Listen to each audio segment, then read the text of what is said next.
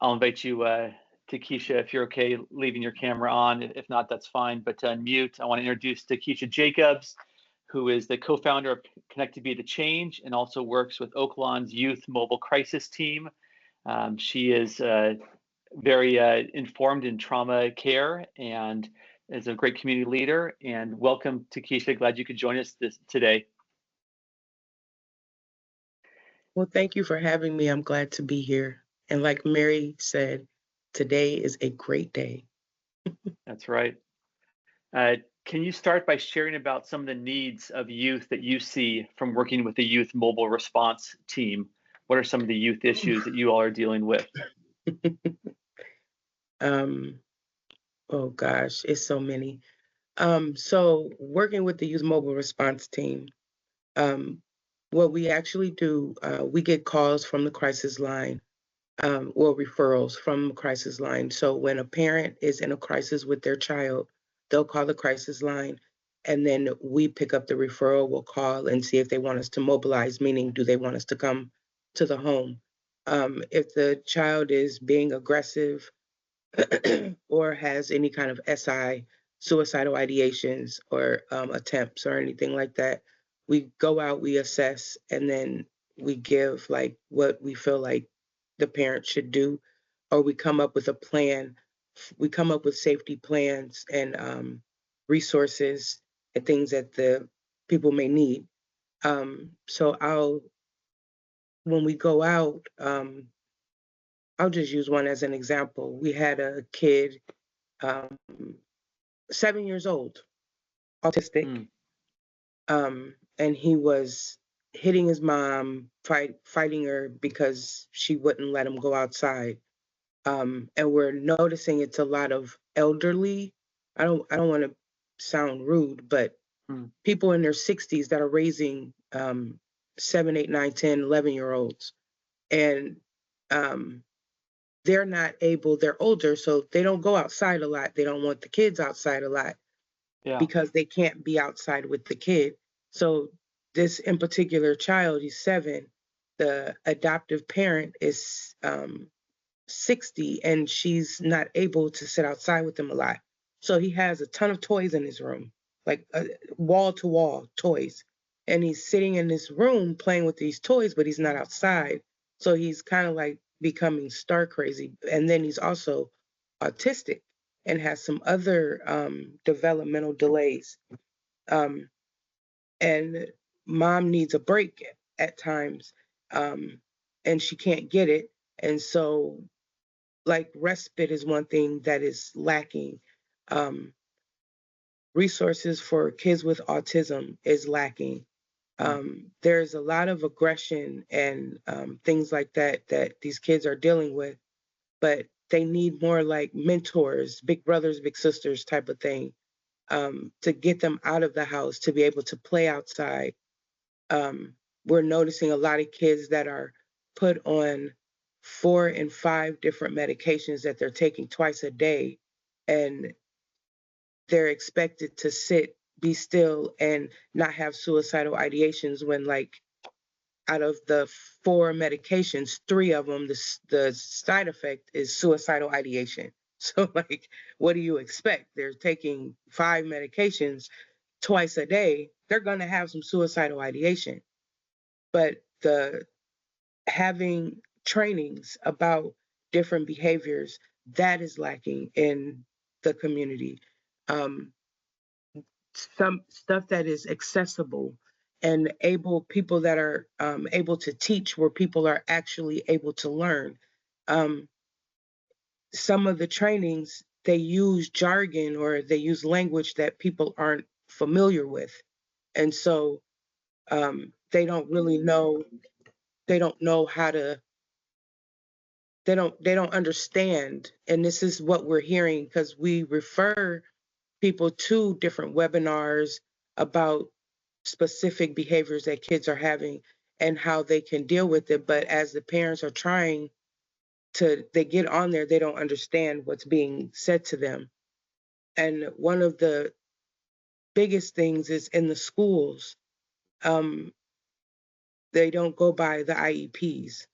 So when a kid is autistic or And has some explain what sort, an IEP is again, Takisha, for everyone. it's a the IEP is a plan for a child that has behavioral issues or problems or Okay. emotional problems, and they score very low. Their what is it like? Their IQ is very low, and so they have a plan in place for these kids where too much, especially autistic kids.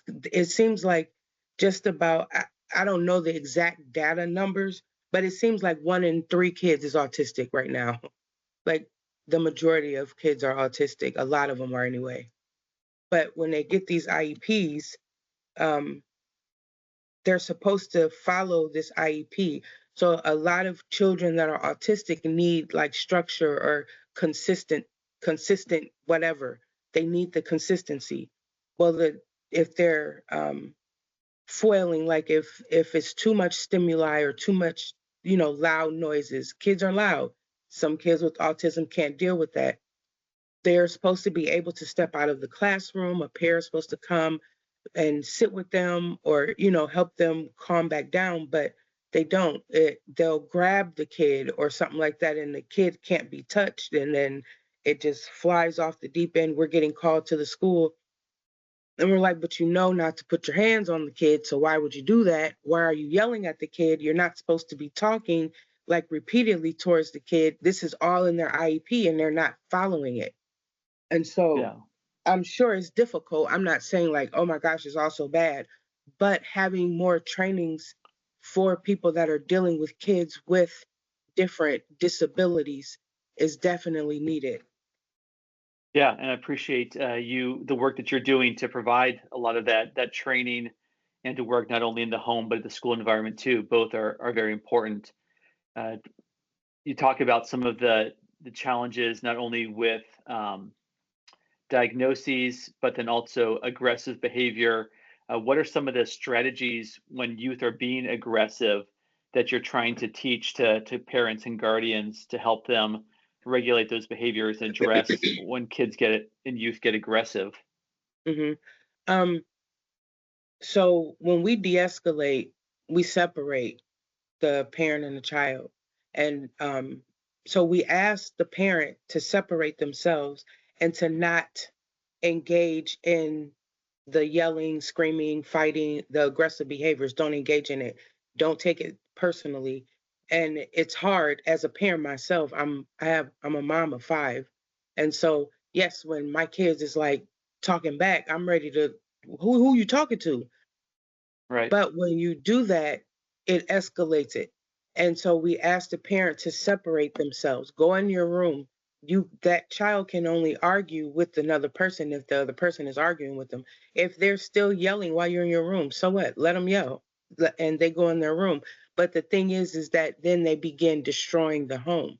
They begin throwing things, flipping furniture, and things like that. And so sometimes it gets it ha- the parents, and I don't want to say they just let it get so bad, but it gets to the point where they end up having to call the police because they've let it go so long or they haven't been consistent. And this is just what I've seen. They Yeah. haven't been consistent with the treatment or getting their kid help, that now it has gotten to the point where they have to call the police because even if they do go in their room and close the door and let the kid argue, the kid then got mad because they went in the room. So now they're flipping the table, they're throwing things, and then they grab a knife and say, "Oh, I'm gonna kill you," or "I'm gonna kill myself," and they're they're putting what was that? A fish, a fishing the string from the fishing pole, wrapping Yeah. it around his neck, and so mom has no choice but to call the police, especially when it's happening outside of our business hours. And our hours are from 12 p.m. to 8 p.m. And so if the kid is don't want to go to bed and then they're arguing with mom, and then mom, she tries to de-escalate, she tries to walk away, but she can't. I mean, she does, and then they're destroying the room, then they're kicking the door down. Like, these are real life events that happens. What So can she do it's not but enough call to the just police? de-escalate, but you also have to teach some tools then to the youth for ways they can regulate their own behavior. Right, right, and they do, and we do. We have like we print off these colorful pages with like de-escalation tactics. We also like give them and stuff that they can stick on the refrigerator, put on the mirror in the bathroom, stick different places, wake up and say some positive affirmations for your day. Start your day off good. Even if you wake up in a bad mood, say those positive affirmations and use your breathing techniques. I've even had to take a kid outside and we took our shoes off and walked in the grass. And that was something that I learned from EMDR therapy, that sometimes when you're in the midst of having a panic or anxiety attack, if you do some grounding or get your mind out of the attack that is happening, it helps to calm it back down. And so we will teach them and show them. So we don't just talk it, we walk it with them. I took my shoes off and walked in the grass with this young lady, and it helped her calm down. The young man that was going off and hitting his mom and flipping furniture, I was like, Mom, I'm going to take him outside and kick the ball around. Oh, no, he doesn't deserve to go outside. And I was like, no, no, Hmm. no, no, no, no, no, no, no. We're not going to do that. He's upset, he's angry, and sometimes we have to pick our battles. And if me taking him outside to kick the ball around to get some of that aggression out, that's what Right. we're that's a thing to do. And so when we went outside and kicked the ball around, we kicked the ball around, and this child literally is 8 years old. He's 8. Literally 10 minutes. I was still ready to keep kicking. He was tired, sweating. When You went wore them in the out. house, I asked him, "Can you take your meds? Would you take your meds now?" Yeah. And he took his meds and he drank his water and he was like, "I want to take a shower and go to bed." He was wore out after just 10 minutes of playing soccer. And so like those are type those are different things that we actually show. So we don't just talk it at them. We show them Right. different ways to de-escalate a kid when they're escalated. Those are really helpful strategies and practical tools to think about whenever we're dealing with youth who get aggressive. So thanks for sharing that. The other category you talked about that you often deal with the youth mobile team is suicidal ideation. What are some of the questions that you ask a young person when they're making ideas and comments such as that to help determine if it's a real threat that needs, more services? What are some of the things that you either ask or then use to develop a safety plan for youth who are at risk? Um, to be honest, I literally asked, "Do you want to harm yourself, Okay. or have you harmed yourself?" And that's is kind of like a broad question, but that opens the door for me to say, "Have you wanted to kill yourself?" Um, or have you wanted to commit suicide? And no, and that's bluntly how it comes out. Um, Okay. when we ask, "Do you want to harm yourself?" Because there are kids that self harm and they don't want to commit suicide, but they cut because they want to feel the pain because they don't feel like they feel anything, and it's kind of like a release. And Mm, so we ask if it's self harm, and then we ask if I ask, "Have you wanted to kill yourself?" Or have you wanted to commit suicide? I know kill is like a word, but we use the words that they use. We okay. speak the way that they speak. And so if they say, "Yes, I've wanted to commit suicide, I've had thoughts of committing suicide," I asked, "Do you have a plan? Have you planned that out? Do you know what you want to do?" And most of the time they tell me no. Sometimes one has told me they wanted to run in front of she tried to run in front of a train. She wants to run in front of get hit by a car. Mm, Um, and so when they say things like that, then we tell the parent after I'm done speaking with them, and I let the kid know, like, only thing that I have to report is if you want to harm yourself, harm someone else, and have a plan on doing that. That is what I have to report back. So that comes straight out in up front. And some people, when you're not in it, people think, oh, well, you're planting seeds. No, I'm not, because the seed has probably already been planted, especially if they have a plan, or especially if they're thinking about it. You're just afraid to ask, and we can't be afraid to ask that question. There are a lot of kids that go through that are being bullied at school. And that's the thing, is I don't know why it's such a trending thing, but the thing is, oh, I want to kill myself. I want to commit, and they don't say I want to commit suicide. They say I want to kill myself. Right. And so those are the questions that we ask, and then we refer the parent to the emergency room. We'll refer them, depending on the age. There's not a lot of facilities that can monitor a kid with suicidal ideation here in South Bend that take kids under the age of 12. There's not a lot of places. There's Michiana Behavioral Health that takes kids that are under 12. I can't think of anywhere else. But if they're over the age of 12, we refer them to Michiana Behavioral Health, Epworth. Then there's other places in Fort Wayne, places in Indianapolis that we refer them to. That's helpful to know what resources are available. I know you're also connected to Oaklawn's Crisis Center. When do you ever bring youth or their families into the Crisis Center that they need more services? We don't take them into the Crisis Center. Now, parents will walk into the Crisis Center, and then the Crisis Center calls us. Then we walk over and get them from the Crisis Center, bring them over to our office and speak with them that way. But we don't take parents to the Crisis Center. Okay, good to know. So those are some of the unless the parent is having a meltdown, we'll walk the parent over, but the kids don't go to the Crisis Center. Great. Yeah, that's helpful to know. So the Crisis Center is just for adults then, 18 and over? For right now, yeah. Yeah. Okay, that's helpful to know. Well, it's great to hear about some of the informative here about the dealing with aggressive behaviors, the suicidal ideation, and then also some of the other special needs with like autism and how that relates to schools. You mentioned being bullied at school is one of the reasons why youth are struggling. What are some other reasons why you see youth struggling in today's world? What are the other challenges that youth are facing today?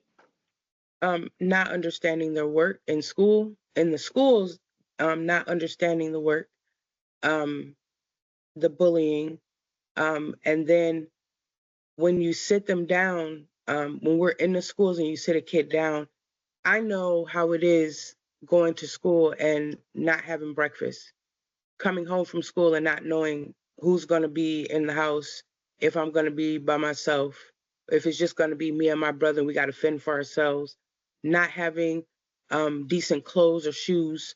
So because I'm a family peer support, I am a CPSP, which is a certified peer specialist professional. I'm also a crisis peer professional. I'm also a community health worker. Wow. So I have I'm really diverse, and I ask kids, I go by lived experience. So I will ask a kid, why are you so upset? What happened? What's going on? What got you so mad? And they'll be like, I don't know. And I just kind of read the kid. If they're looking down, like their body language, I kind of read that and I ask questions. I'm like, so does your mom work? Yeah. Is your mom at work all the time? Yeah. So when you go home, mom's at work? Yeah. Lets me know right there that it's not that they're being neglected, it's that mom's got to put food on the table and mom has to go to work and the kid wants mom. Sure. So like that type of thing I just think about what I've gone through. And a lot of times kids ain't went through what I went through, but it opens the door and it helps to build a rapport to where they can open up and say, like what's wrong. And a lot of times they're not eating at home, not that they're not eating. Mom's not home cooking food. They've got to eat noodles or something like that. Other stuff is it's a lot of kids that are adopted and they're finding out that they're adopted, or they know that they're adopted and they feel abandoned. They feel left. They don't know why their parents didn't want them, and they're angry about it. And they don't know how to deal with the actions behind their emotions. And I tell kids all the time, those emotions are valid. You're upset, you're angry. I would be too. I would, I really would feel left behind. You know, if I was adopted, I would want to know, like, why did you give me away? And they don't get those answers. Hmm. And then they really, really, really do not know how to deal with the actions behind their emotions. So if we're not teaching them how to deal with their actions behind the emotion, they're like they just got to wing it and learn it on their own. And they get in trouble because they start swinging. They start Right. swinging, they start cussing, they're yelling, but it's what they see in the home too. They don't just do it just to be doing it. It's what they've learned. So if we as parents would learn to teach our kids how to deal with the actions behind the emotion that they're having, I think it probably would get a lot better for everybody. Yeah, But you're if probably you right. got adults, if you have adults that are that don't know how to deal with it, they need to be taught as well. So like there you have more trainings, like more stuff, interactive trainings and stuff like that to help people learn how to do that Yep, so they that's can so teach their important. kids. You mentioned a little bit about your own background and experiences with however comfortable you are. Can you share a little bit about your background and how what you've been through shapes your interactions with youth today? So I grew up on the southeast side of South Bend. Um, we grew up in a pretty violent home. Um, as I was a 15-year-old parent. I got pregnant when I was 15, had him when I was 15. I have 5 kids. Um, life was hard. Single parent of 5, had to raise 3 boys and 2 girls by myself. And then there was a lot of things that happened all throughout life. But the worst thing that happened to me was my son was shot and killed while we were visiting family in Indianapolis. And we were just visiting. Um, he didn't have any beef with anybody in Indy. Like we were literally visiting. Yeah. And he was in the hospital for 9 days and then he passed away. And that was life changing. I've always been the type of person that if you come at me and I feel like you're trying to intimidate me, I would start fighting. Just I won't talk. I would just fight. And so when my son passed, um, life changed and I was so angry. I knew if I put my hands on people, they were going to catch stuff that they had nothing to do with because so angry about my son passing away. And I knew that I needed something. And that happened July 12th. He passed July 12th of 2017. But I knew that I needed something. And I had met someone, Loria, and she had said something to me about turning pain into a purpose. And then I was like, ain't no way you could turn this type of pain into no purpose. There's Hmm. no purpose in this pain at all. And that's how I thought. And so from that point forward, I did a lot of praying and like, I don't know, God put me in the spaces where I started meeting like different people that I'm not normally used to being